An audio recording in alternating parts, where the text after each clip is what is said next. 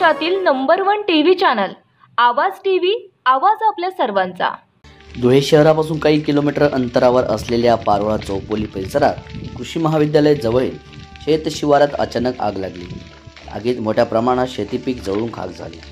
अग्निशमन विभागाच्या पथकास माहिती मिळाल्यानंतर अग्निशमन विभागाच्या 3 बंबांच्या आधारे जवानांना आग विझवण्यात यश आले आहे। आगीचे कारण अद्याप अस्पष्ट आहे।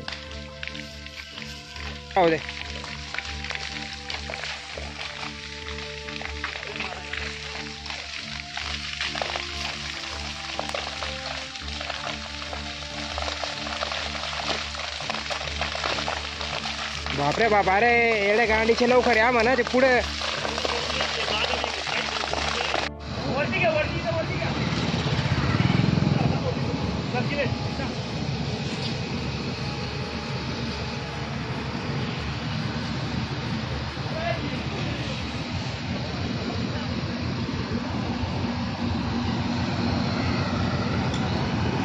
काय रे?